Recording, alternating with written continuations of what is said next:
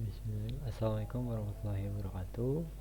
Saya Hirika Firmansyah, NIM 1803351. Saya sini akan membahas mengenai penjagaan kualitas pasca panen buah dan sayuran, pertemuan 5 mata kuliah teknologi buah dan sayur. Untuk pertama-tama, saya jelaskan untuk mengenai ketuaan panen. Ketuaan panen ini merupakan keadaan di mana tanaman atau bagian yang telah memenuhi syarat untuk dimanfaatkan sesuai dengan tujuan dari panen. Untuk ketuaan panen sendiri ada dua kategori, yaitu ketuaan fisiologis dan komersil. Ketuaan fisiologis atau ketuaan secara fisik yang dimana tanaman dan bagiannya telah mencapai pertumbuhan puncak tapi belum masuk masa penuaan. Indikatornya adalah akumulasi bagian padatan telah maksimum dan seperti pada pepaya muncul yang warna kuning. Untuk yang kedua itu ketuaan komersil, yang dimana ketuaan ini dibutuhkan berdasarkan keinginan dari si harvestor atau keinginan komersil istilahnya, yaitu keadaan dimana tanaman atau bagian sudah dapat dipanen karena sudah dapat dijual atau sesuai keinginan sesuai target dari harvestor, seperti pepaya yang dapat dipanen kapan saja sebelum mencapai tingkat ketuaan fisiologis, tapi secara komersil sudah tua karena sudah bernilai jual.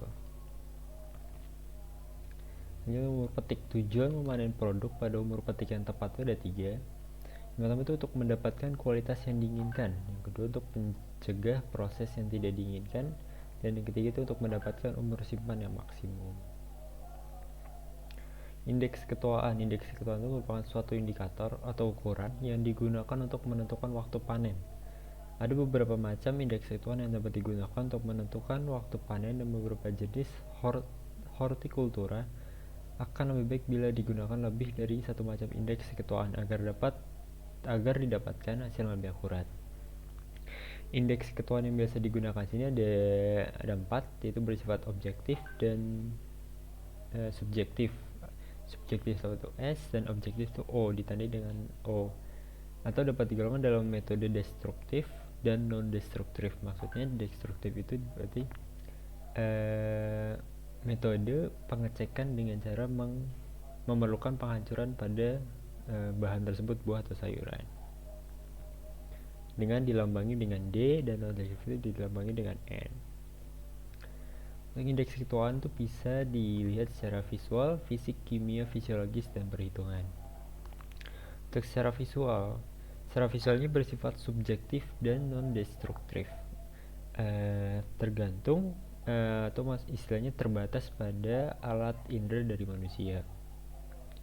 Itu bisa meliputi warna, kulit, ukuran, bentuk, dan karakteristik permukaan. Contoh untuk yang warna pada misal kalau kita untuk pengecekan buah jeruk, buah duku, buah manggis. Kalau misal untuk ukuran bisa kita lihat pada contoh buah ketimun, asparagus, dan jeruk. Untuk karakteristik dari buah sendiri bisa dilihat dari untuk melihat buah seperti tomat dan anggur dan lain-lain. Untuk indeks ketuaan untuk fisik itu bersifat subjektif dan destruktif juga, untuk meliputi mudahnya tidaknya buah itu dilepaskan dari tangkinya atau uji kekerasan buah. Untuk prinsipnya sendiri, buah itu ditusuk dengan alat yang untuk menguji kekerasan. Semakin besar tekanan yang diperlukan, maka buah artinya semakin keras.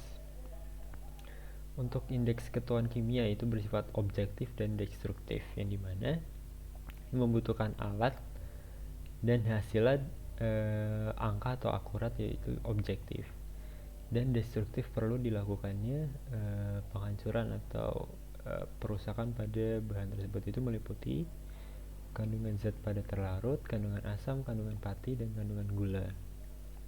Selanjutnya untuk indeks ketuaan fisiologis atau secara fisik, dimana itu bersifat objektif dan non destruktif. Ada juga yang bentuk destruktif. Indikator adalah laju respirasi dan biasa digunakan pada buah jenis klimakterik. Dan yang terakhir itu indeks ketuaan berdasarkan perhitungan, itu bersifat objektif dan non destruktif. Itu meliputi dari jumlah dari suhu rata-rata harian selama satu siklus hidup tanaman. Selanjutnya masuk bagian perawatan pasca panen. Perawatan pasca panen ini dibagi menjadi tiga metode, tiga cara. Perawatan pasca panen ini yang optimal dapat dikatakan optimal itu dapat mengurangi atau menghambat pertumbuhan mikroba dan kontaminasi pada buah dan sayur.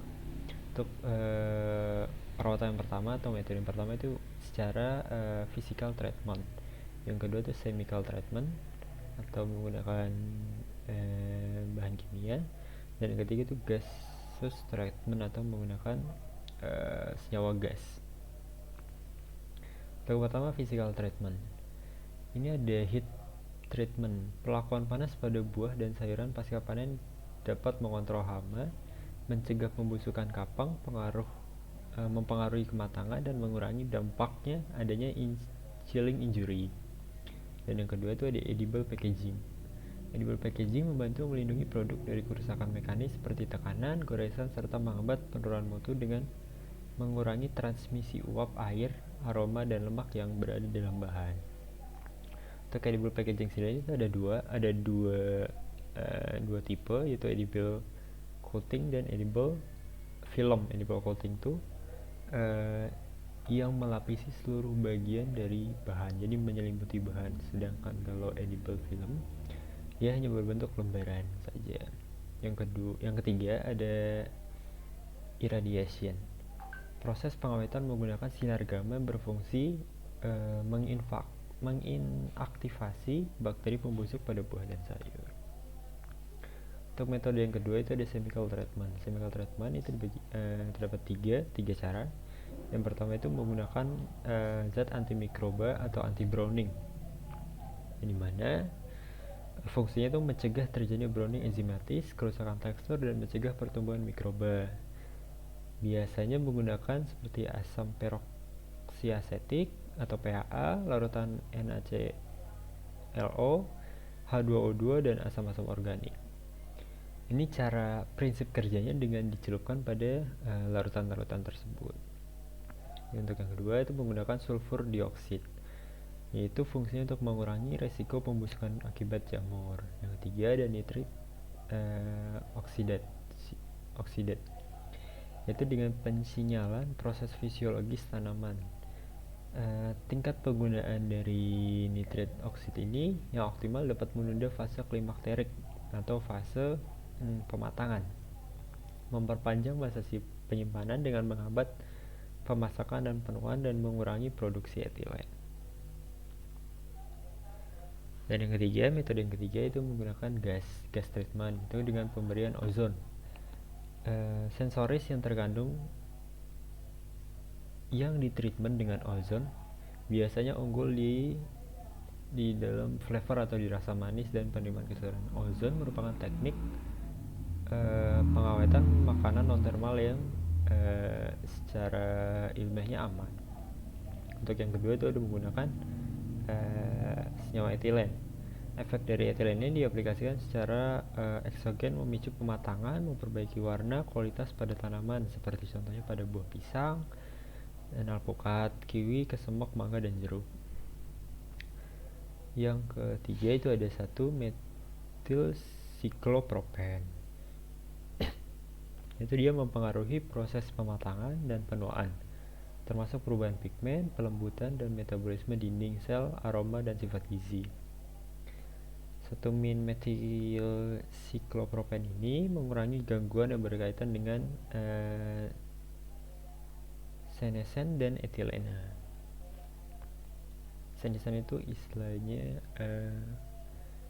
sudah memasuki masa pembusukan.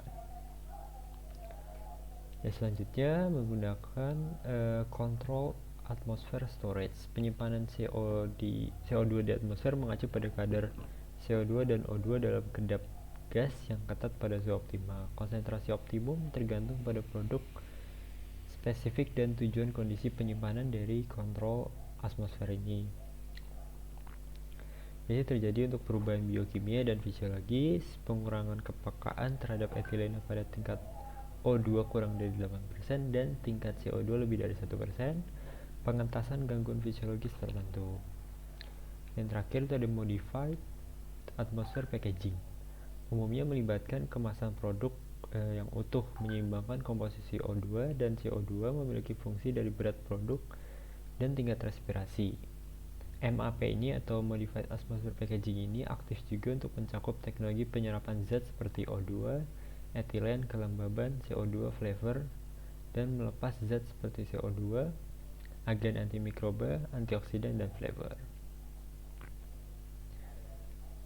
Sekian pemaparan dari materi teknologi buah dan sayur khususnya untuk penjagaan kualitas buah dan sayur.